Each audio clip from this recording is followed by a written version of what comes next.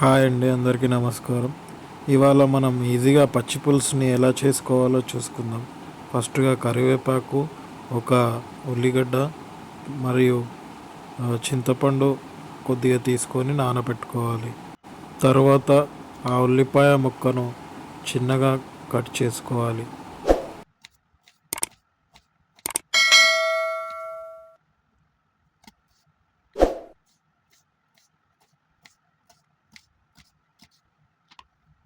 ఉల్లిపాయ ముక్కలను చేతితో విడివిడిగా చేసుకోవాలి.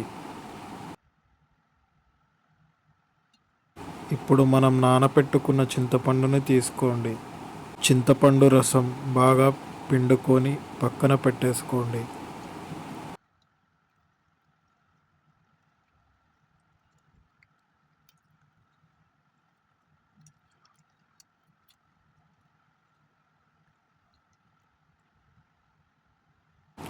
ఇప్పుడు ఒక బౌల్ తీసుకొని చింతపండు రసాన్ని అందులోకి వడకట్టుకోండి.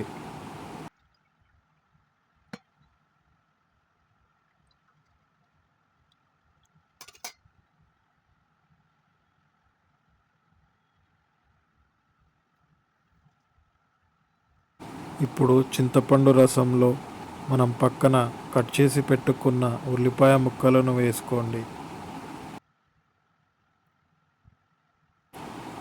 ఇప్పుడు దాంట్లోకి 1 టీ స్పూన్ ఉప్పును తీసుకోండి. అలాగే చిటికెడు కారం కూడా వేసుకోండి. ఇప్పుడు స్టవ్ ఆన్ చేసుకొని దానిపైన ఒక గిన్నెని పెట్టుకోండి.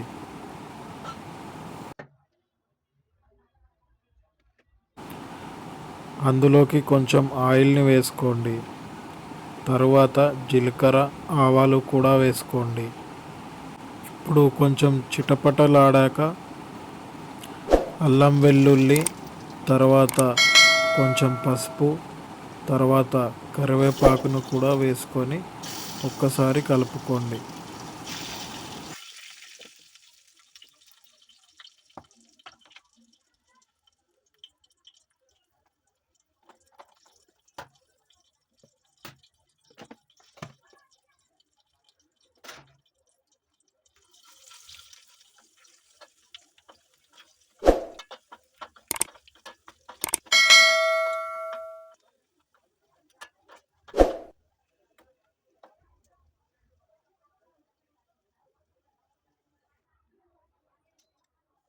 ఇప్పుడు చింతపండు రసంలో దీన్ని వేసుకొని ఒకసారి కలుపుకోండి.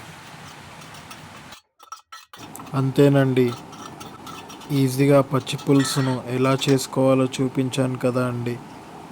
ఈ పచ్చి పులుసు ఏ నాన్ వెజ్ ఫ్రైస్కైనా, ఏ వెజిటేరియన్ ఫ్రైస్కైనా చాలా బాగుంటుందండి.